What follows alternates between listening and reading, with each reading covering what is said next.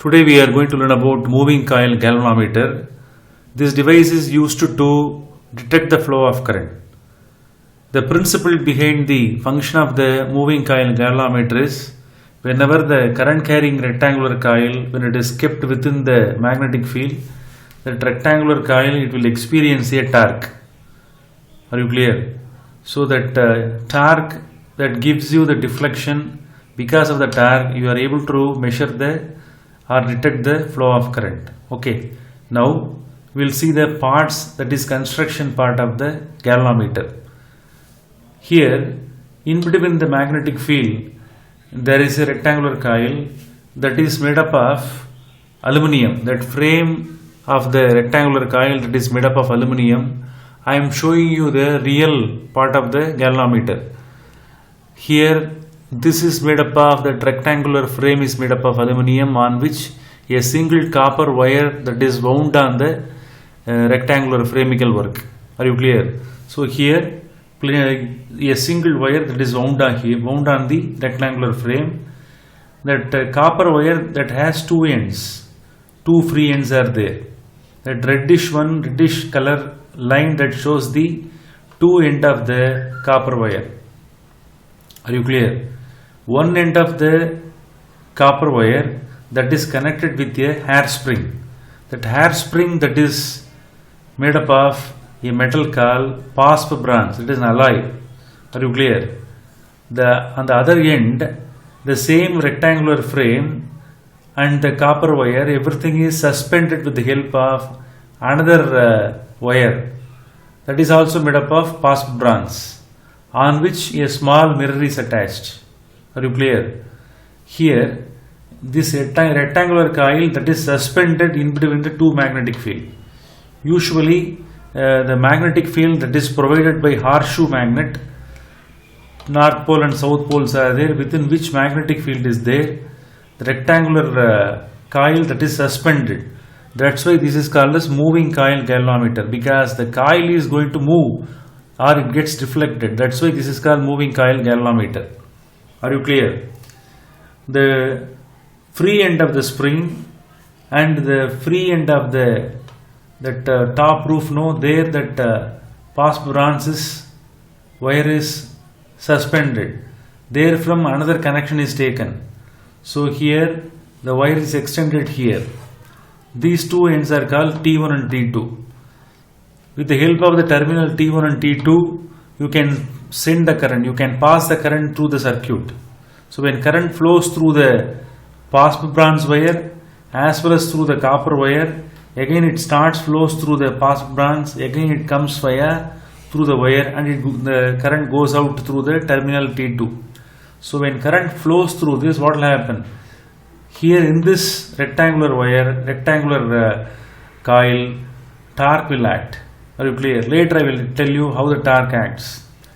Now here there is a powerful lamp is there. So the light which comes from the powerful lamp, it is allowed to pass through the slits. Are you clear? So here there is a slit. Through the slit, the powerful beam of light that is allowed to pass through, and it is made to incident on the mirror. After incidence, the light gets reflected. The reflected light that is made to fall on a lamp and scale arrangement. Here there is a transparent scale. In the middle of the transparent scale, 0th division is there. When current is not flowing, if there is no torque, it is made to incident in such a way that the reflected beam of light that is made to exactly fall on the 0th division of the lamp and scale arrangement. Are you clear? So this is the simplest arrangement. Here with the help of this we are going to detect the flow of current. Here already I have shown about the rectangular coil in which a single wire that is wound with several number of turns. Here this rectangular coil that is fitted within the soft iron core support. This is called the cylindrical part. That cylindrical part within which the rectangular coil, it will move like this. It moves like this. So whenever current flows, what will happen? The rectangular coil, it will experience a torque, the torque it acts because of the flow of current.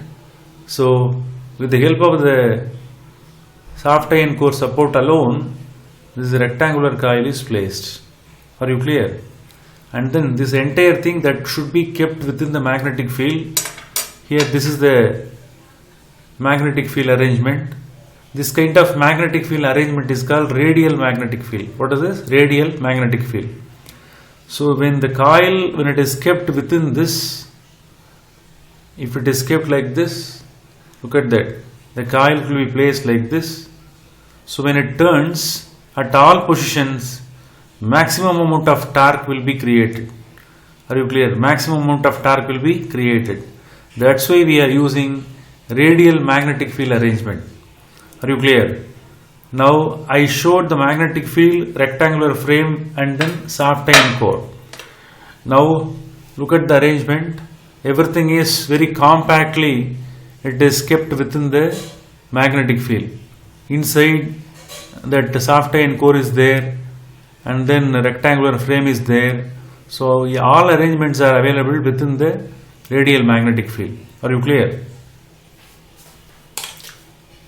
Now we are going to understand what will happen when current passes. Let us imagine the current is flowing in this conductor. So the current starts flowing from T1 and it flows through the wire and it flows through the pass bronze. Again it flows through the copper wire. The same current that flows through the copper wire, through the windings, again it comes out. Again it flows through the spring. Again the same current, it flows through the terminal T2. Are you clear? So when current flows, what will happen? That is the question now. Now when current flows, there will be a torque. The name of the torque is called deflecting torque. What is this? Deflecting torque. Look at the arrangement here. The same rectangular coil that is shown here, for the sake of our convenience, it is drawn in some other form. Here the name of the end of the rectangular coil is named as PQRS. PQRS. These two portions can be taken as length. These two portions can be taken as breadth. In between PQ, the length is L. In between QRS, the breadth is B. Are you clear? Now, when current flows, we have to use the Fleming left-hand rule. Are you clear? Which rule? Fleming left-hand rule. With the help of Fleming left-hand rule, we can say, clear, in which direction that the magnetic Lorentz force is acting. Are you clear? So, as I already told, the current is traveling in through the terminal T1. Are you clear? When the current travels through the terminal T1, the same current flows through the coil, again it comes out. Now I will show my fingers. With the help of the finger, you have to say in which direction that Lorentz force is acting. Here the rectangular coil, current carrying rectangular coil that is placed within the magnetic field. This is the direction of the magnetic field. Are you clear? You have to assume that this is the direction of the magnetic field. You have to assume like this. This is the direction of the magnetic field. Forefinger shows the direction of magnetic field. And the middle finger that shows the direction of the current. It goes down, that is traveling from P to Q. Are you clear? Now look at my thumb. That thumb that shows the direction of the, look at that. Forefinger shows the direction of the magnetic field. Middle finger shows the direction of the current. Are you clear? Thumb shows the direction of the Lorentz force. So this is the direction of the Lorentz force in the arm PQ. The arm PQ, this is the direction of the Lorentz force. So one force is acting. The strength of the Lorentz force is del sine theta. Are you clear? And then look at the another arm. Here SR arm. Here the same current that flows in the opposite direction. If you apply the Fleming left-hand rule, the direction of Lorentz force could be found in this direction. So here one Lorentz force is acting, here another Lorentz force is acting. two equal and opposite forces, they causes a deflecting couple. For example, if it is kept in the magnetic field means, because of this what will happen? The deflection that happens in this direction. This deflection is called deflecting couple. Are you clear? So I am going to write the formula for deflecting couple. So what is the formula for deflecting couple? The deflecting couple is due to the flow of current. Understand this. Deflecting couple is equal to, the formula is N. What is N? Total number of turns in the coil. Several number of turns in the coil are there. Are you clear? Here, any one of the forces. What is this? Any one of the forces. Therefore, we can write it as Lorentz force F into distance. In between two forces, what is the perpendicular distance? B is the perpendicular distance. So we can write it as B. Number of turns, any one of the forces, into perpendicular distance between these two forces is called B. So further you expand it. N, Lorentz force formula is V I L sin theta into B. Are you clear? This is the formula. So now we can combine B with L.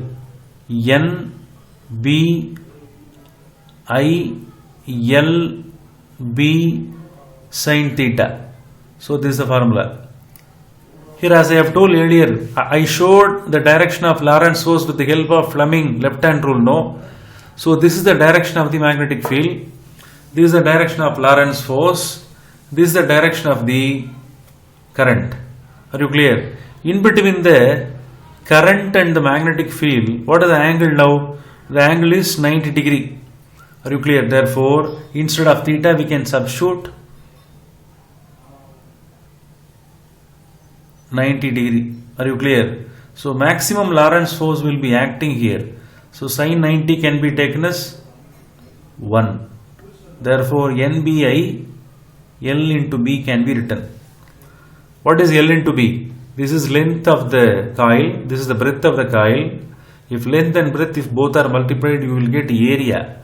Therefore, we can write it as NBI. LB into B can be replaced by A. This is the deflecting couple created in the rectangular coil when current flows. Are you clear? Now, look at here. So this is the couple which is created when current flows. Are you clear? Now, let us imagine the current is stopped.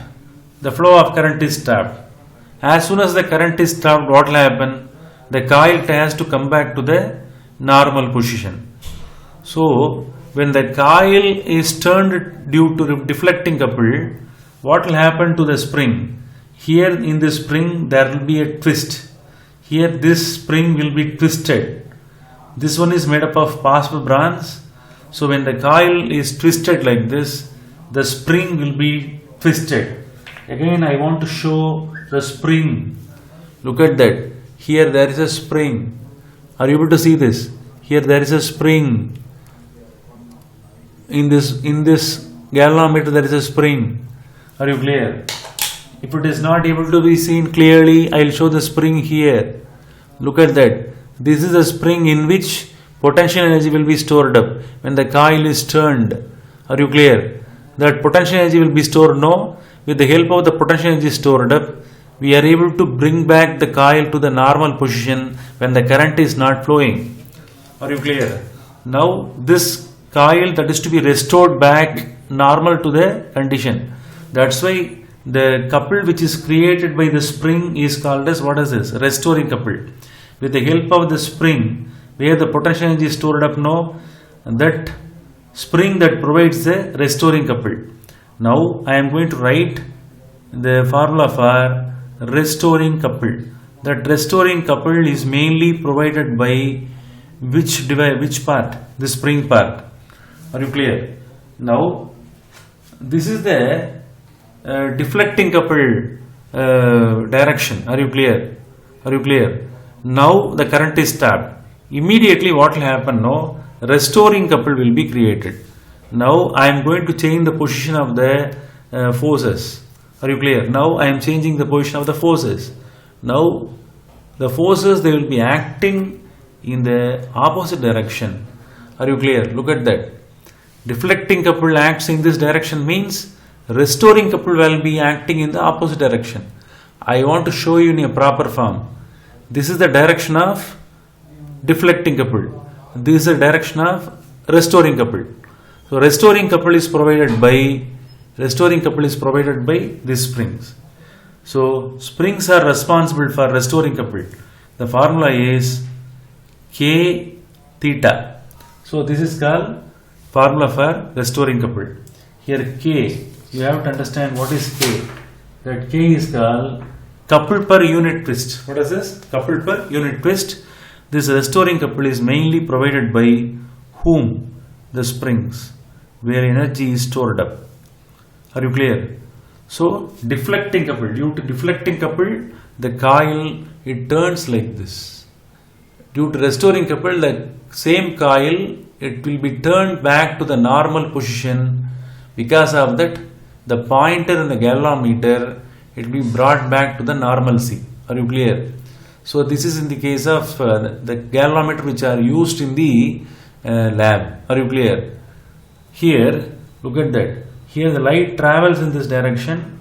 It is reflected back here. When current flows, what will happen? Because of the twist, because of the deflecting couple, the light gets deflected, and the deflected mirror, because of reflection, the position of the image will be shifted from here to there.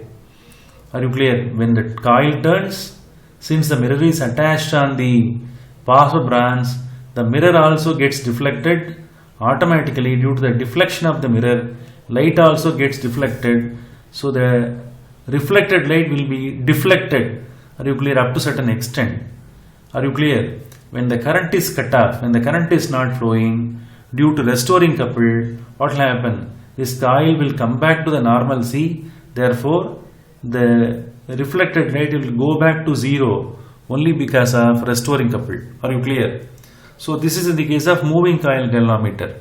In the lab, are you clear? In the lab, how it will be? Due to the restoring couple, the pointer will be like this. The pointer gets deflected like this. Are you clear? It gets deflected like this. Due to restoring couple, it will be coming back like this. That is the difference between the moving coil galvanometer and ordinary galvanometers which are used in the lab. Are you clear? So restoring couple is equal to K theta. So these two are acting in the opposite direction, but they are equal in their magnitude. Therefore, deflecting couple will be equal to restoring couple. Are you clear? Substitute now N B I A, which is equal to restoring couple. Are you clear? Now what is required? We would like to measure the strength of the current now. With the help of the galvanometer, we are able to detect and we are able to find out the strength of the current. Therefore, I can be kept in LHS side. The rest of the factors can be written in the RHS side. K divided by N B A. Theta can be written outside. Are you clear? So I is equal to K divided by N B A theta. Here K is called couple per unit twist. That couple per unit twist is mainly based on the nature of the spring. Are you clear? That you have to understand. Here, that couple per unit twist, number of turns in the rectangular coil, and then strength of the magnetic field and the area of the coil, all are constants. Therefore, everything can be replaced. Are you clear? In bracket, everything can be written K divided by N B A. In bracket, we can write the theta alone can be written outside. So I is directly proportional to theta. This is the formula. The meaning is, when the strength of the current is more, automatically the angle of deflection will be more. Are you clear? The angle of deflection will be more. For example, if more current flows, what will happen? The deflection in the galvanometer, also within the coil there will be a deflection. No, due to deflection, light also gets deflected with a greater angle. The strength of the current is more, the angle of deflection will also be more. So the angle of deflection itself, it shows that the strength of the current is more. When the deflection is less, strength of the current also will be less. Are you clear? So the theta is the measure of the strength of the current. Are you clear? So very important one.